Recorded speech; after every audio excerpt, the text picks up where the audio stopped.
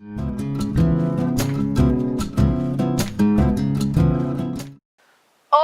tudo bem com vocês? Então, para quem não me conhece, eu sou a professora Sandy Moreira, sou cirurgiã dentista e estou ministrando aula aí da disciplina de Introdução ao SUS e Ética Profissional. Então, pessoal, vamos falar hoje sobre o tema da nossa aula é o comportamento humano e os direitos do paciente. Vamos falar ali do tópico 1, aspectos fundamentais. Então a gente vai compreender toda essa questão, né, do comportamento do ser humano, dos direitos do paciente, dessa questão da busca por direitos e de oferecer sempre ali o melhor tratamento, né, para o seu paciente, para o paciente. A história, ela é marcada ali pela busca por princípios capazes de preservar os direitos das pessoas. Então, a todo momento, né, se você for pegar ali e revisar a história, principalmente com relação à história de saúde, você vai observar que a saúde ela é totalmente relacionada, né, com a busca sempre dos direitos e dos direitos das pessoas. Então, a todo momento, o desenvolvimento da sociedade em si, ela vem, né, por essa busca por direitos e deveres também.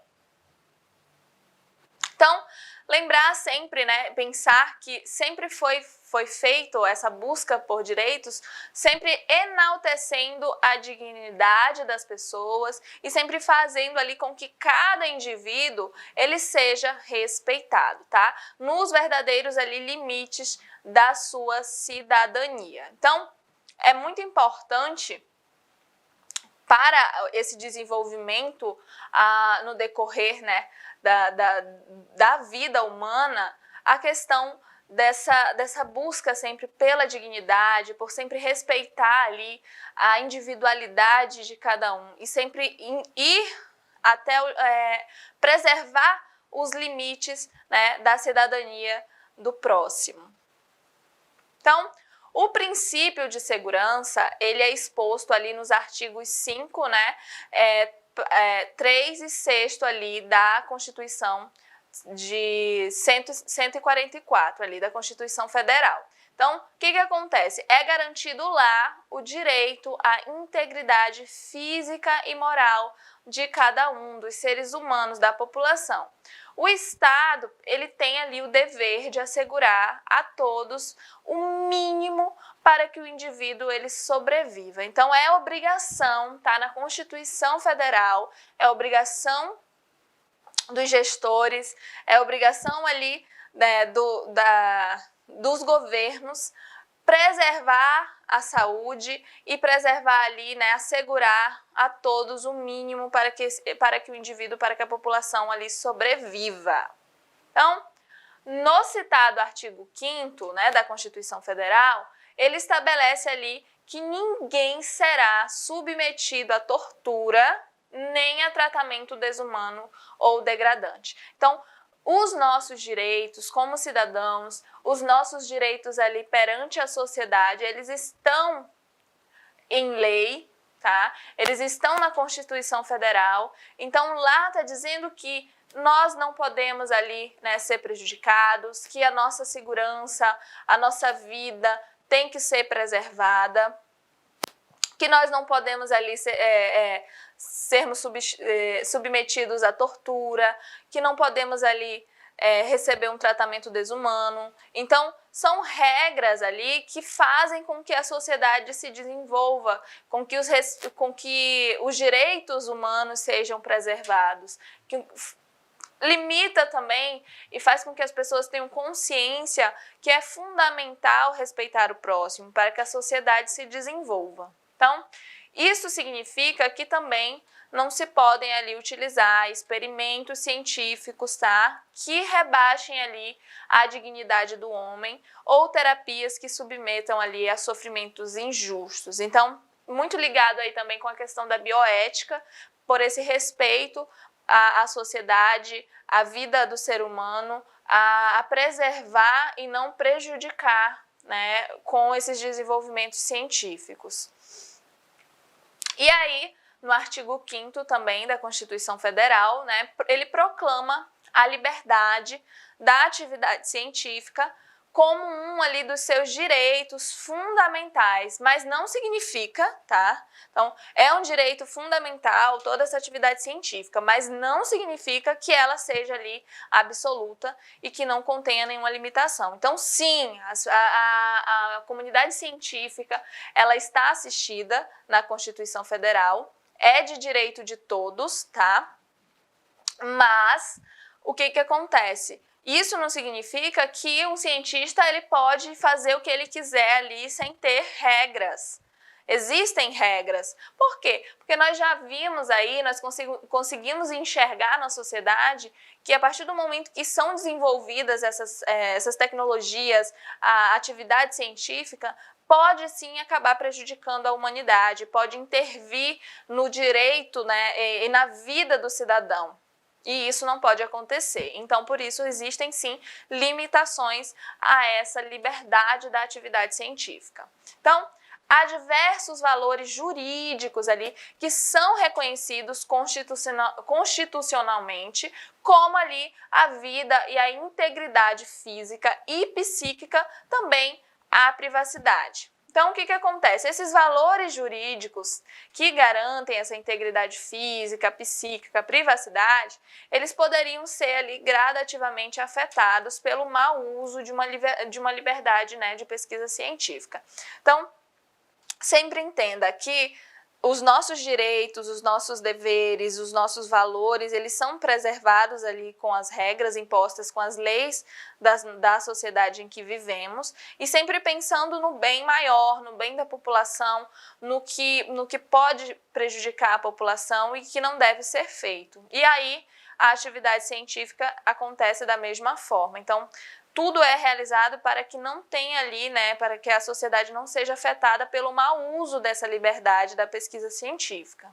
Havendo sempre conflito entre a atividade médico-científica e também ali o direito fundamental da pessoa humana. O limite, né, que deve ser empregado é o da dignidade da pessoa, previsto ali no artigo 3º da Constituição. Então, pessoal, compreenda o seguinte, tá? Então, quer dizer que, olha como tudo isso ajuda a esclarecer algumas questões. Vocês sabem que, por exemplo, uma vacina ela não pode ser desenvolvida e diretamente ser ali testada no ser humano. Você sabe que uma medicação ela não pode ser desenvolvida e diretamente ir para a população também. Então, tudo tem que ser analisado, tudo tem que ser feito da melhor forma possível e que traga ali garantias de que não vai trazer, né, malefícios à população, de que não vai prejudicar a integridade da vida humana. Então, tudo isso está assegurado na Constituição, tudo isso está assegurado ali pra gente, né, pela Constituição Federal, mas em outras sociedades, outros países, também existem regras, e existem regras que também são utilizadas ali para a comunidade científica de uma forma ali geral, de uma forma global, tá? Que devem ser seguidas. Então, dessa forma, nós podemos ver ali que nenhuma liberdade ali de investigação científica, ela pode, né, ela vai poder chegar ali a tal ponto que se coloque ali em risco, por exemplo, a vida da pessoa, tá? Ou a sua segurança ou a sua dignidade, que vale nenhuma atividade científica, nenhuma investigação científica vai poder trazer algum malefício ou prejudicar o ser humano. É só colocar isso na cabeça. Assim como o seu comportamento como profissional da saúde também não vai poder trazer malefícios ao ser humano, não vai poder ali atentar contra a dignidade do seu paciente. Então, o artigo 5º da Constituição Federal, ele veio para assegurar ali o sigilo que é protegido, né, pelo direito à intimidade. Então, quando a gente pensa ali em pacientes, em o tratamento com o paciente, o respeito pelo paciente, você tem que entender que o sigilo, a intimidade, o respeito pelo segredo do outro, pelo que é íntimo, pelo que não deve ser divulgado, é fundamental para a nossa profissão. Compreender que não posso chegar ali que você como profissional não vai poder chegar em casa e compartilhar com seus entes familiares ou pessoas próximas ou amigos ou até mesmo colegas de profissão, se não for na intenção de trazer ali um desenvolvimento do quadro de saúde da pessoa, você não pode revelar os segredos ali da ficha clínica do seu paciente, das coisas que acontecem ali com o seu paciente. E isso está na Constituição Federal, isso é assegurado à população, é assegurado a cada um. É só você imaginar, se colocar no lugar. Tenho certeza que não gostaria que pessoas ali soubessem do seu quadro de saúde, de uma questão que é íntima, é sua, é íntima talvez ali da sua família. Então, tem que ser respeitado. A informação, ela é essencial para garantir a autonomia pessoal, a liberdade consciente ali de escolha. Então é fundamental que a partir do momento que você se comprometa em ser um profissional da saúde, que você se conscientize que é fundamental você informar o seu paciente. O seu paciente ele precisa ter liberdade de escolha, ele precisa estar consciente quanto à escolha dele de tratamento, tá? Então não é porque você chegou ao paciente que você vai falar isso e ele tem que acatar. Não, você tem que explicar para ele, você tem que dar alternativas, você tem que mostrar para ele qual é a melhor forma a ser seguida para o tratamento dele. O porquê que está sendo realizado aquilo. Por quê? Isso garante a proteção das informações pessoais também.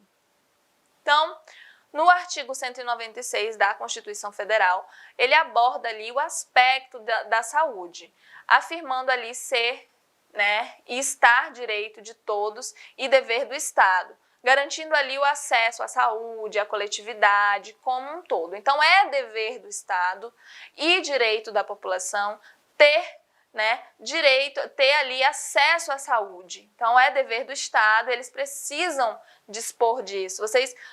Acredito que vocês tenham consciência que todos nós somos assegurados a partir do momento que tem ali a Constituição Federal, que a gente tem ali, por exemplo, a construção do Sistema Único de Saúde, nós temos ali os nossos direitos à saúde, e é dever do Estado. Então, eles precisam desenvolver sempre uma qualidade dos serviços prestados e sempre tentar alcançar ali a população de uma forma integral.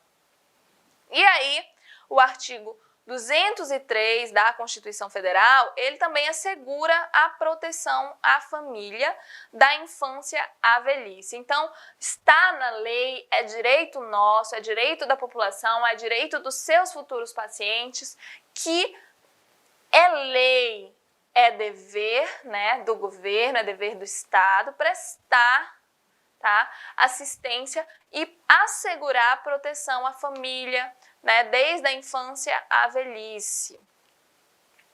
E aí, o artigo 226, parágrafo 7º e 8º ali, ele trata do planejamento familiar, tá? Fala ali da livre decisão ali do casal, respeitando os princípios da dignidade da pessoa humana e da paternidade responsável. Então, a nossa Constituição, ela fala que o planejamento familiar é uma escolha do casal, tá? Tem algumas sociedades que isso o governo interfere, mas a nossa é de respeito, é um total respeito à escolha do casal. Então, o casal é que vai escolher o seu planejamento familiar, vai escolher se ele vai ter 1, 2, 3, 4 filhos, tudo dentro ali respeitando sempre os seus princípios, e respeitando os princípios, a moral, os costumes dos seres humanos. Então, entenda isso, que é assegurado, à população ter ali o direito à escolha do seu planejamento familiar. Se a organização e o funcionamento ali dos sistemas de saúde na década de 1980, eles acabaram sendo marcados, pelos princípios da eficácia e da otimização e eficiência. Então, na década de 80, foi ali marcado, né, a saúde foi marcada por essa questão de ter princípios, de ter uma eficácia, de ter uma otimização ali do tempo, de facilitar, né, o acesso à população e ter uma eficiência. A partir dos anos 90, foram ali incorporados, né, as noções de qualidade, equidade, de satisfação, autonomia do usuário. Então, a partir ali da década de 90, as pessoas elas começaram a ser conscientizadas quanto aos seus direitos, né? A quanto ela pode ou não cobrar, né? O que ela tem como direito, o que ela pode cobrar ali dos trabalhadores da saúde, das pessoas que estão prestando assistência à saúde. Então, a partir do momento que as pessoas elas tomam consciência disso, elas precisam saber ali a necessidade, elas precisam entender a equidade, né? Toda essa questão de como o atendimento tem que ser feito de uma forma ali, sem ser de uma forma preferencial para um ou para outro, mas que sim tratar sempre o paciente de acordo com a necessidade dele, não é? Sempre respeitando. A população passa a ter consciência de autonomia ali, de falar, de se expressar quanto à sua satisfação ou insatisfação ali com o trabalho ofertado, né, com o serviço que está sendo ofertado de saúde, e também essa autonomia ali do usuário de chegar e cobrar. Então, nós vamos falar ali um pouquinho, né, sobre o comportamento humano, os direitos do paciente, o tópico 2, tá? Que fala ali dos fundamentos do comportamento do profissional de enfermagem. Então, vamos entender todo esse contexto, não só ali do profissional de enfermagem, mas de todos os profissionais que trabalham, né, na saúde, que empregam ali, que se predispõem a atender pessoas, a ajudar pessoas, a melhorar ali o quadro de saúde da população. Então, vocês precisam compreender que toda essa questão do atendimento, que a partir do momento que passa pela sua cabeça que você quer ser um profissional da área da saúde, você vai ter responsabilidades quanto à vida, né, das pessoas, à saúde, à qualidade de vida daquele ser humano. Aí eu vou colocar para vocês a questão de que entenda. Pessoas doentes, elas estão passando por uma situação muito complicada. Então, elas estão com medo, elas estão ansiosas, elas não estão apenas, quando a gente fala de doença física, mas também tem a doença emocional. Então, você como profissional da saúde, você precisa compreender toda essa dinâmica, todo esse lado dessas questões específicas quando se fala de saúde, quando se fala de atender ao próximo, quando se fala de prestar o melhor, né, o melhor de si para o próximo. Então, é muito importante que a população ela tenha seus direitos atendidos, né, da melhor forma possível. Isso só acontece quando os profissionais da saúde, eles colocam e eles compreendem as suas obrigações. Compreende que a partir do momento que você se compromete com uma profissão é algo muito importante e de muita responsabilidade. Porque, professora, mas todas as profissões, elas trazem responsabilidades. De fato, todas as profissões trazem responsabilidades. Mas quando você se fala na saúde, né, quando você se torna um profissional de saúde, você tem que entender que, de fato, já tem uma cobrança. Tá? Tem uma cobrança fundamental para o que você vai aplicar ali para a sociedade, né, para o que você vai dispor do seu serviço. Então, você precisa compreender, né, que o dever ali do proceder humano, no plano deontológico, ele depende ali de alguns fatores. Então, você precisa compreender que a deontologia, ela trabalha muito com o que é de obrigação, né, com as regras impostas, com que o proceder humano dentro das tarefas que são previstas ali pela profissão de cada um, ou de uma forma ali individual ou coletiva. Então, precisa compreender que a saúde é uma grande responsabilidade. A saúde do próximo, tudo na nossa Constituição, lá desde de 1880, ali, desde a década de 80, que começou a ter essa questão, começou a se trabalhar a saúde pública no Brasil. Lá em 1888, com a Constituição Cidadã, né, teve a criação do Sistema Único de Saúde, teve toda essa interação, todo esse desenvolvimento, esse boom aí nas questões da saúde pública, no oferecimento ali de saúde pública. Então, tudo isso está na nossa Constituição, então você precisa compreender que sim, a população está assegurada, tem seus direitos assegurados, que você como profissional precisa seguir ali as regras da sua profissão, os deveres da sua profissão, tanto para dispor ali de um serviço de qualidade, né, para os seus pacientes, quanto também para preservar ali os seus direitos. Tá? Então, você conhecendo os seus deveres, você vai conhecer os seus direitos. Não podemos, pessoal, responsabilizar alguém ali, né, por uma atitude tomada de uma forma inconsciente. Então, se a pessoa tomou uma atitude de uma forma inconsciente, sem estar ali sabendo das suas capacidades mentais, ou se aconteceu alguma coisa de uma forma de fato inconsciente, então não pode ser responsabilizada. Ou ali sob coação física ou psicológica. Então, se alguém está obrigando você a fazer alguma coisa, né, e você não é do seu desejo, então você não pode ser responsabilizado por esse ato. Ou até mesmo ali sem valores. Quando um grupo de pessoas, como ali profissionais da mesma área de atuação, né, ou enfermeiros, técnicos de enfermagem, técnicos de radiologia, técnicos de saúde bucal. Então, quando esse mesmo grupo ali, eles começam, né, eles passam ali a ter valores semelhantes e agir ali com a mesma consciência. Forma-se, então, a ciência deontológica. Então, a partir do momento que você tem uma classe de trabalhadores, como, por exemplo, técnicos de enfermagem. Então, a partir do momento que se tem essas regras dos técnicos de enfermagem, que você sabe, por exemplo, questões como o sigilo do paciente, manter o sigilo, fazer o melhor do seu trabalho, desenvolver sempre da melhor forma possível, você segue as regras, tudo que foi aprendido, você está seguindo ali, né, uma ciência deontológica, porque todos passam a trabalhar com o mesmo objetivo, né, dentro das mesmas funções, seguindo as mesmas regras.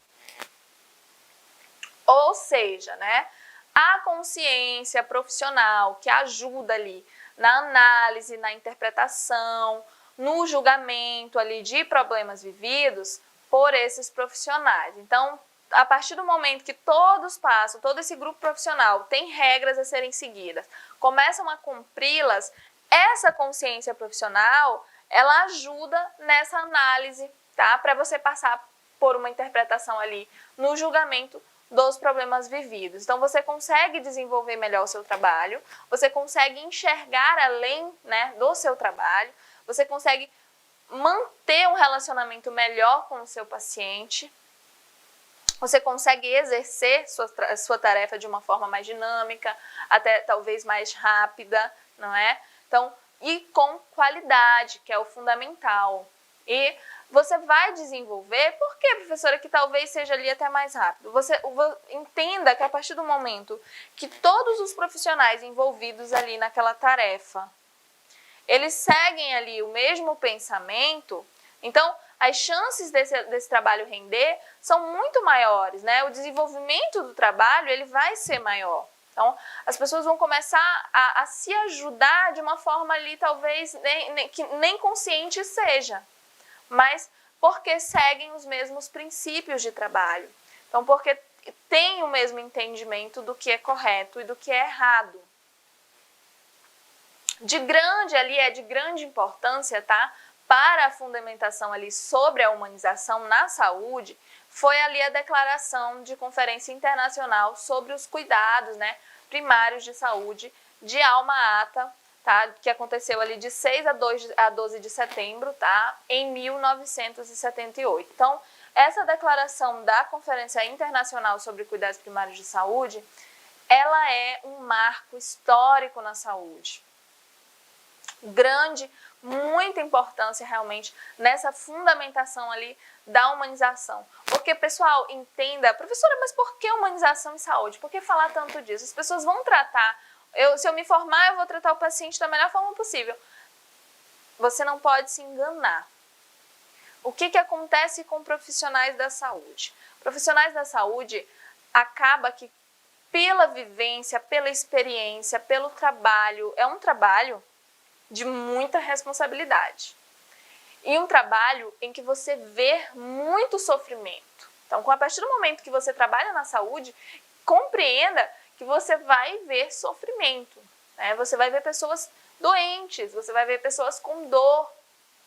Então, você passa com o tempo, né? Você passa a não enxergar aquelas pessoas e passa a enxergar apenas o seu trabalho de uma forma mecânica.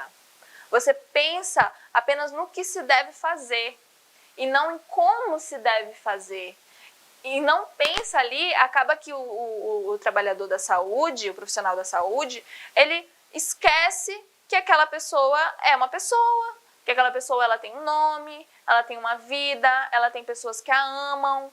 Então, o seu trabalho se torna mecânico. E olha que isso vem de muito tempo. Então, lá em 1978, foi ali trabalhado muito essa questão da humanização na saúde, do trabalho da saúde. E aí, até hoje, nós temos dificuldades, é enfrentado ali com dificuldade essa questão da mecanização ali do trabalho do profissional da saúde. Porque o profissional ele precisa ser humano, ele precisa trabalhar com humanização, ele precisa compreender que é o outro que ele está atendendo. E aí, eu sempre bato na tecla de pensar o seguinte: lembre-se que aquela pessoa poderia ser sua mãe, seu pai, seu irmão, uma pessoa que você ama muito. Porque ela é o amor de alguém, ela é a razão da vida de alguém, ela é uma pessoa que pode, né, ser ali o fundamento de uma base familiar. Então, cuide do seu paciente, enxergue o seu paciente, abra seus olhos.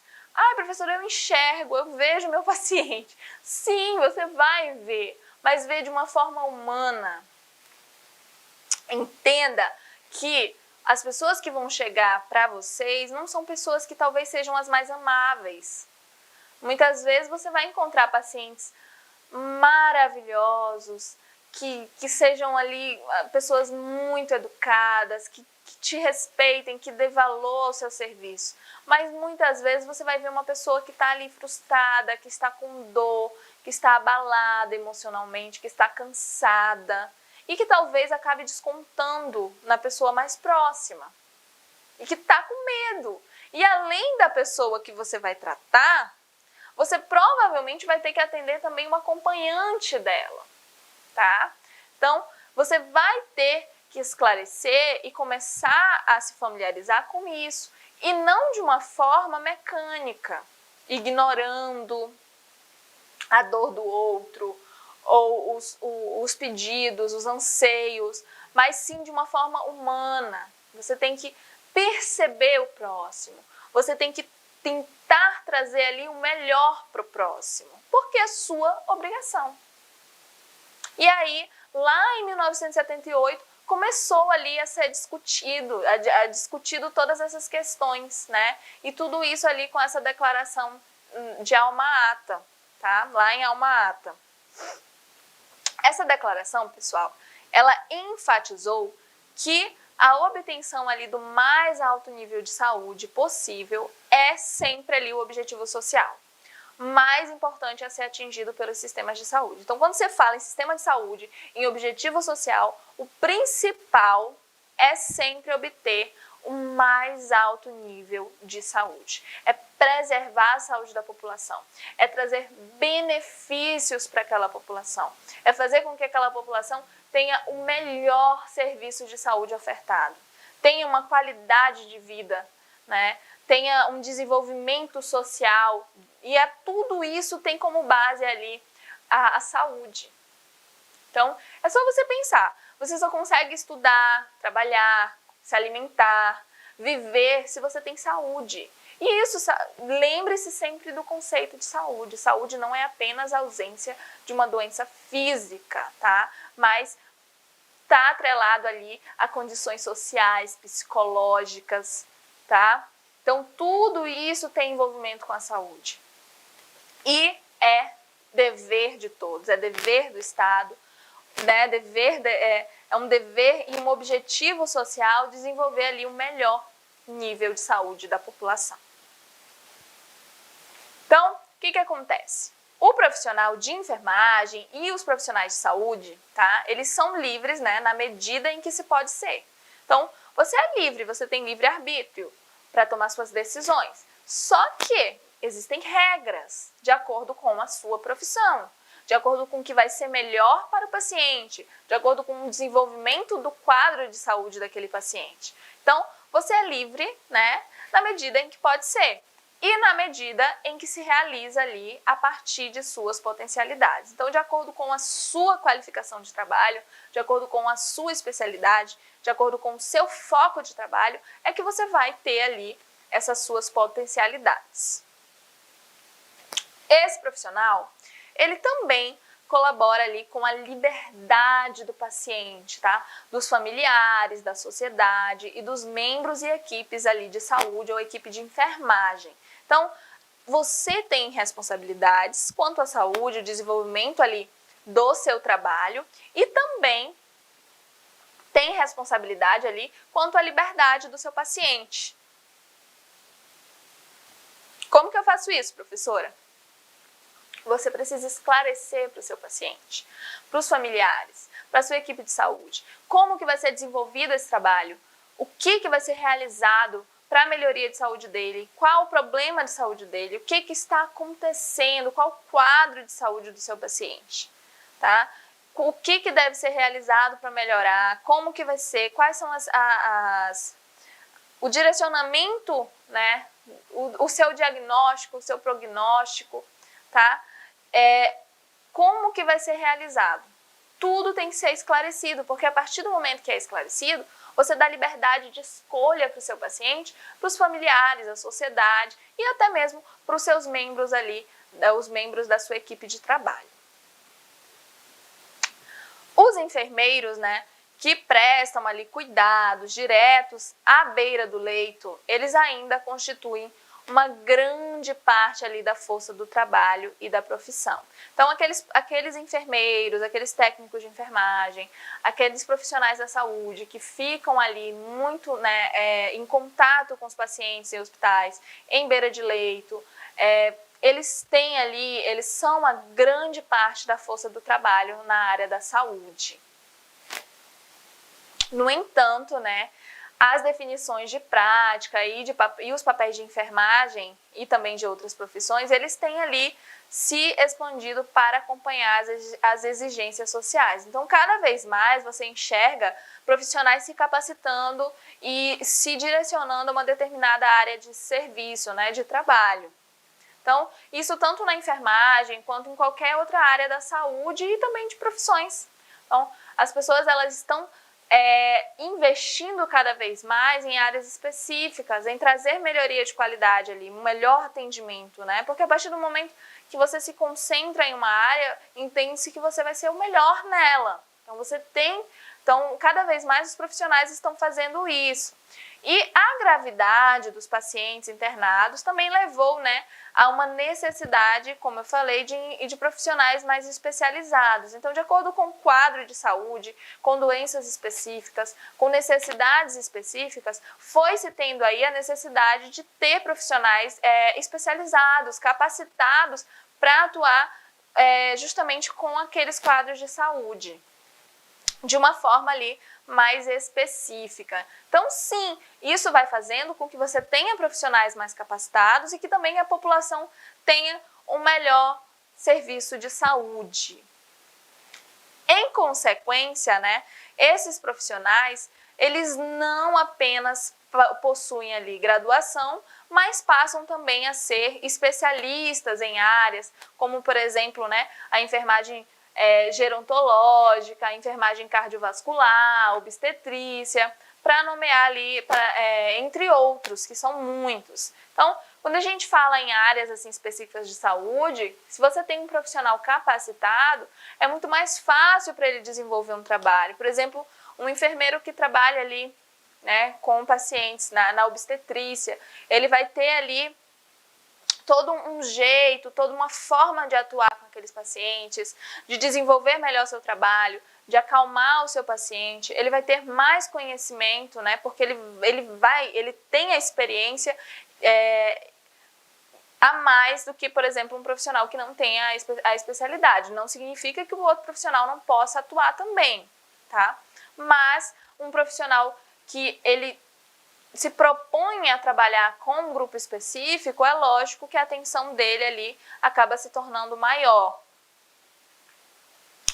A enfermagem também, né, e outras profissões aí da saúde, elas estabeleceram ali seu lugar, né, na tomada de decisões das organizações de saúde e sempre assumindo papéis em áreas como administração e gerenciamento. Então, quando a gente fala de enfermagem, principalmente, atua-se muito com essa questão de organização de equipe, de organização de funcionamento ali, desenvolvimento do trabalho da saúde. E aí, todos trabalham ali, né, com aquela equipe e seguindo esses direcionamentos. O enfermeiro, ele pode incorrer ali em consequências jurídicas quando for determinado que ele não desempenhou ali sua função no âmbito da lei prática da enfermagem. Então, eu falei da enfermagem, mas isso acontece para um técnico de radiologia, para um técnico de enfermagem, para um médico, para um dentista, tá? Para qualquer área.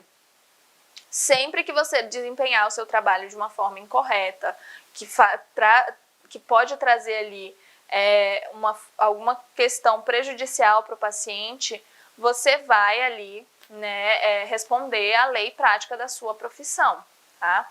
Então, entender que todo tem responsabilidade. A partir do momento que você tem responsabilidades, você tem deveres. E esses deveres precisam ser cumpridos.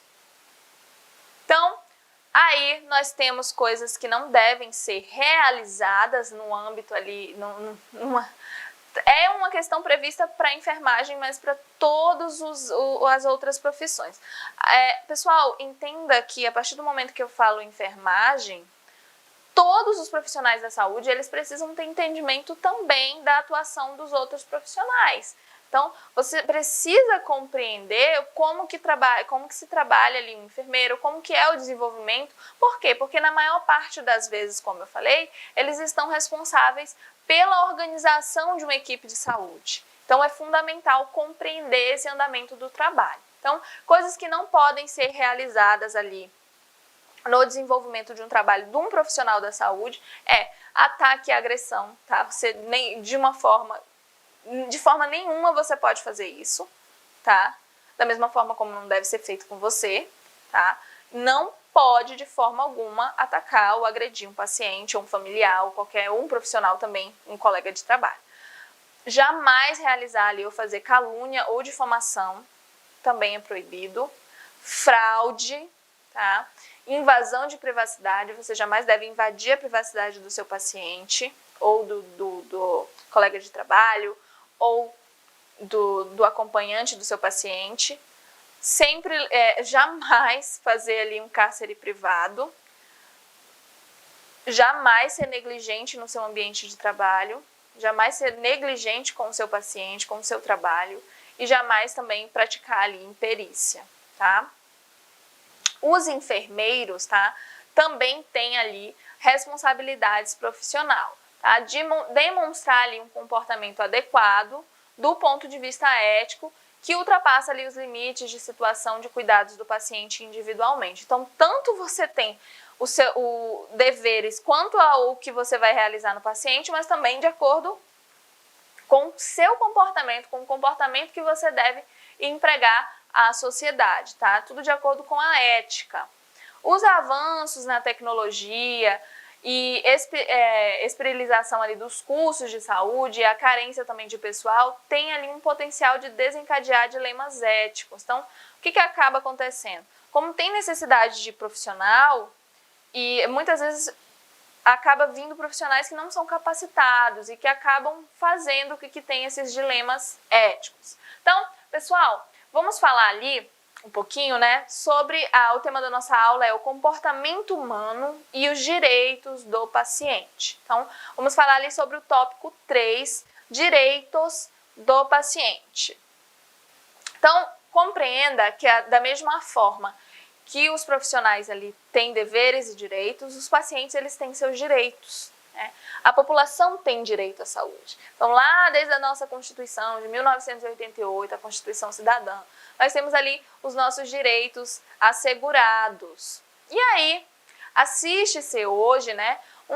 Hoje em dia, o que acontece? Uma profunda crise ali da assistência à saúde. Então, nós temos cada vez mais a população insatisfeita com o serviço e a qualidade do serviço prestado, né, de saúde. Então, a população não está, de forma alguma, vendo evoluções positivas no desenvolvimento do trabalho e atuação ali dos profissionais de saúde. Muitas razões são apontadas ali para o descontentamento, né, generalizado com as instituições hospitalares. Então, o que acontece? Existem várias razões para que a população não se sinta satisfeita com os serviços prestados pelos profissionais de saúde e também pelas instituições de saúde como os hospitais.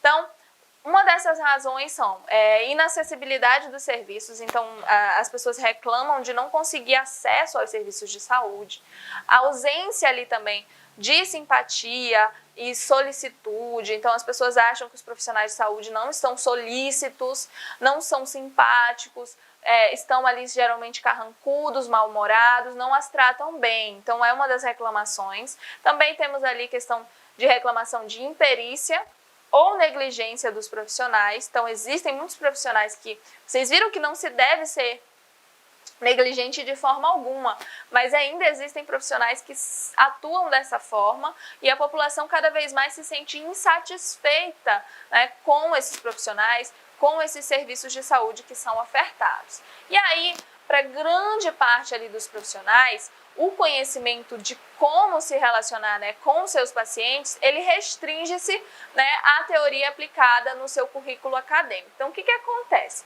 Os profissionais de saúde, vocês estão hoje estudando para ser futuros profissionais de saúde. Vocês não podem se limitar e se restringir apenas à teoria que é aplicada, né, no seu currículo acadêmico. Você precisa desenvolver e sempre pensar pelo lado humano, no atendimento humanizado, compreender o paciente, tentar entender a realidade do paciente. Então, para grande parte dos profissionais, isso não acontece, fica tudo limitado a questões teóricas.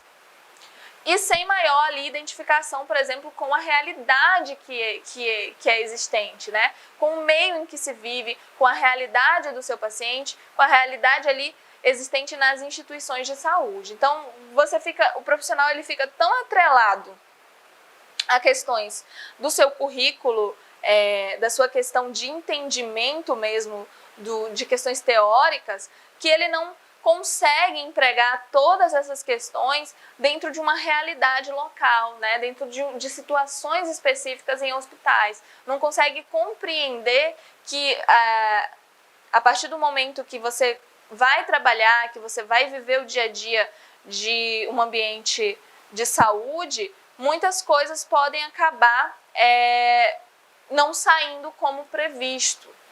E aí, o que acaba acontecendo é que esses profissionais eles não sabem lidar com isso e atuam de uma forma não satisfatória para a população, para os pacientes. É provável que boa parte ali dos problemas geradores dessa crise assistencial seja ali o desconhecimento ou o desrespeito justamente aos direitos dos pacientes. Então é fundamental que todos os profissionais da saúde eles compreendam que os pacientes eles têm direitos, né? E esses direitos eles precisam serem ali respeitados, tá? E aí, tanto pela equipe médica e de enfermagem que não os conhecem ou não os cumprem, porque na maior parte das vezes é porque não cumpre mesmo, porque todos é de conhecimento, você sai da sua formação sabendo que você precisa respeitar os direitos do paciente e acaba que alguns profissionais não cumprem.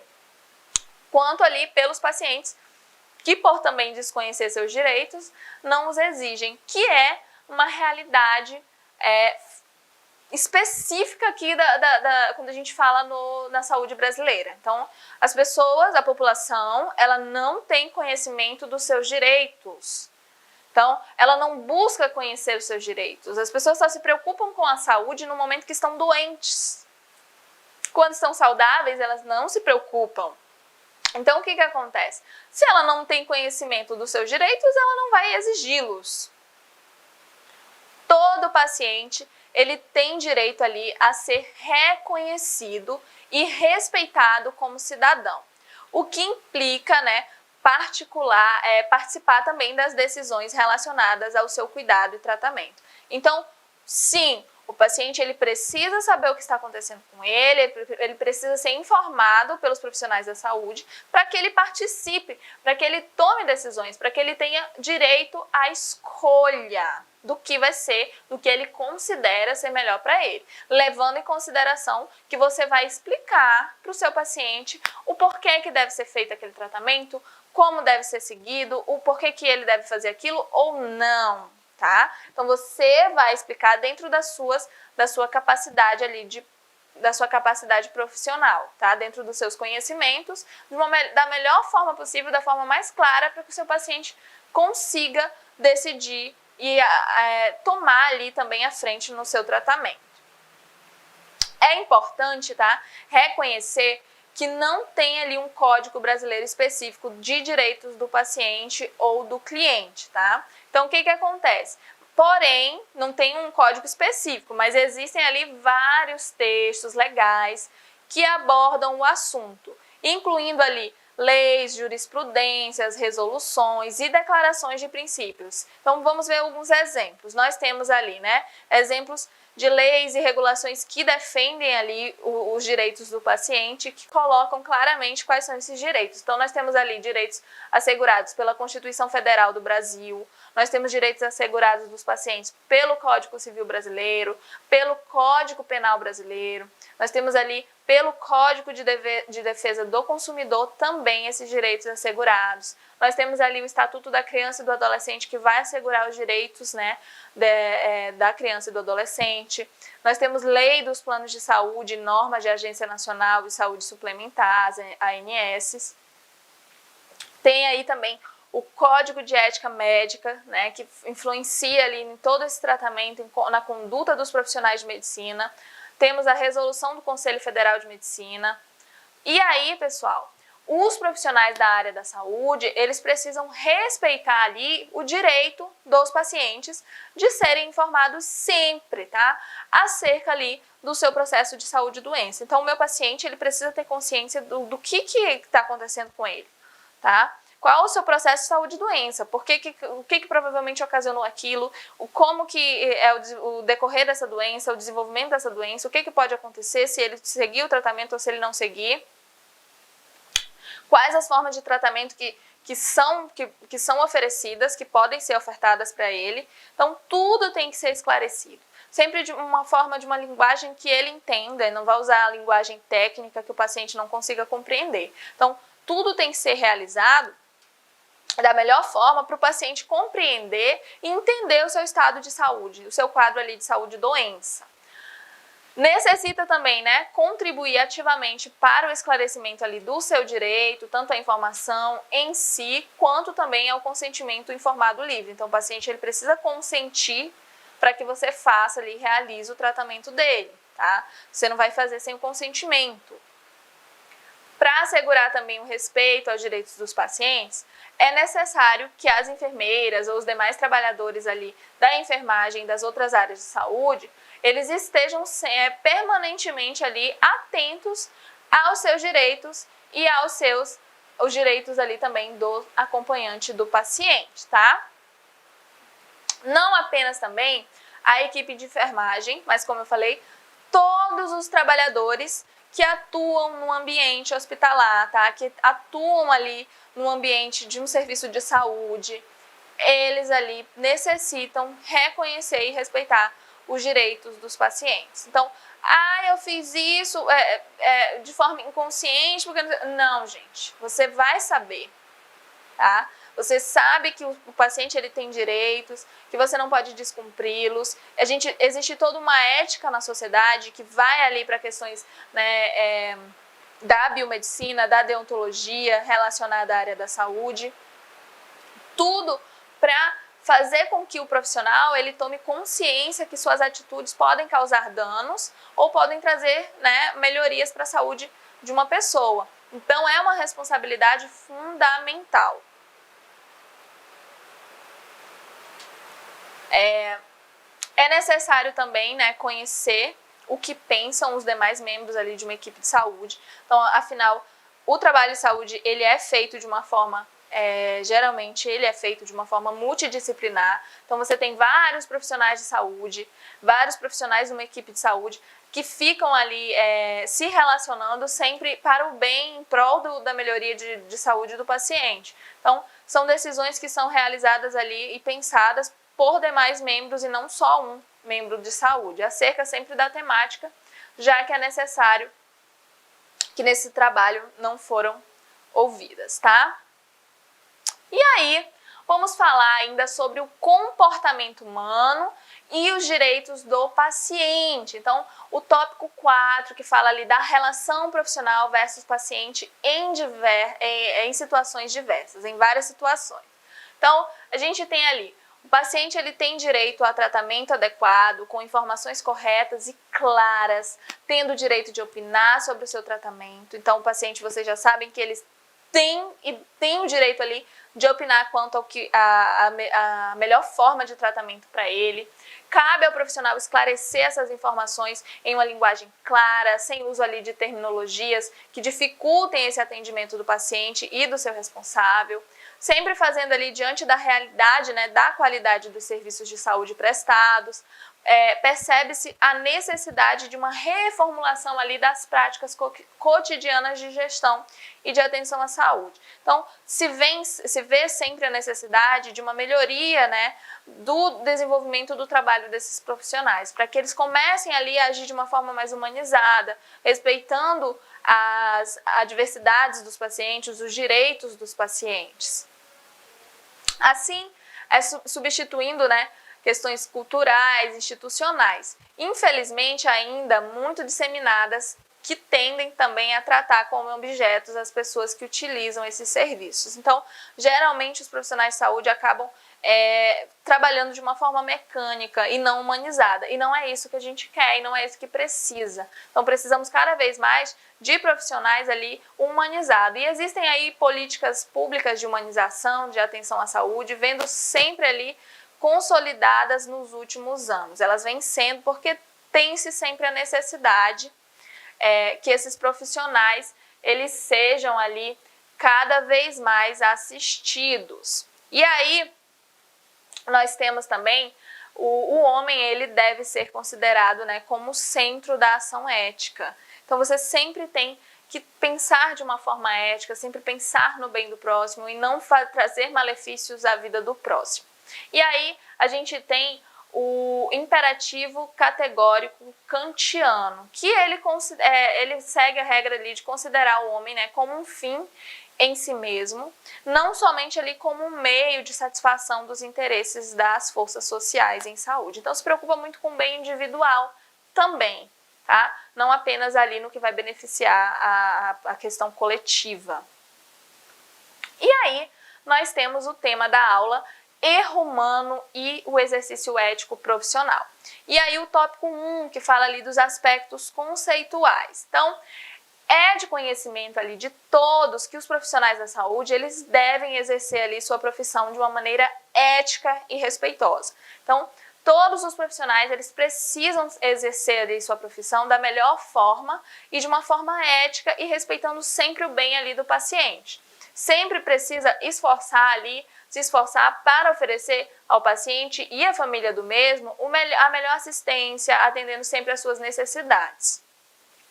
Também precisa respeitar ali seus valores dos pacientes, as crenças dessas pessoas, na tentativa de recuperar ali os agravos, trazer alívio, né, do sofrimento e também fazer ali a promoção de saúde.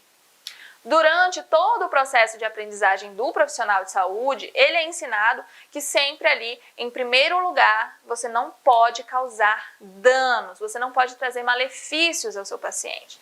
Entretanto, a falibilidade, ela é uma característica ali intrínseca, né, que é imutável do processo de cognição dos seres humanos. Então, os seres humanos, eles são seres que podem sim causar dano, ser falível, ele pode não ser, nem sempre você vai acertar, tá?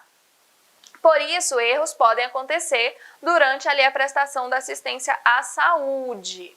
Somente ali nas últimas décadas, tá, os erros humanos, eles começaram a ser tema ali de pesquisas na área da saúde. Então, só nessas últimas décadas que começaram a se preocupar com os erros que eram cometidos pelos profissionais. No desenvolvimento do conhecimento humano, a ciência da saúde, ela é ali uma das áreas que mais produz resultados importantes, tá?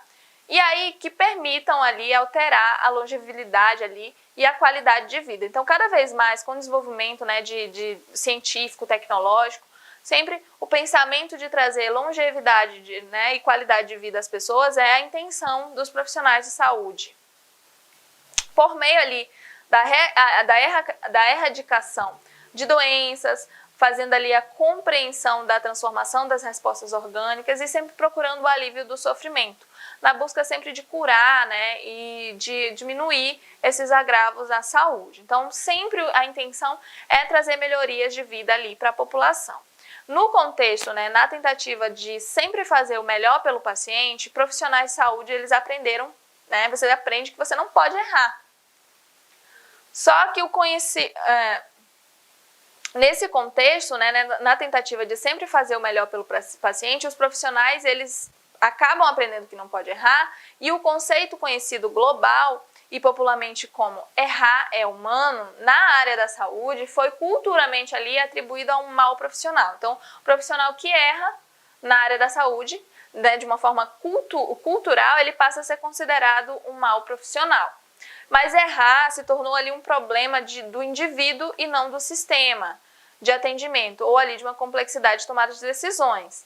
E a cultura, na prática, ela geralmente atribui os erros, as falhas, na conduta ou no conhecimento ali dos profissionais de saúde. Então, acaba atrelando a incompetência, negligência, imprudência ou um corporativismo.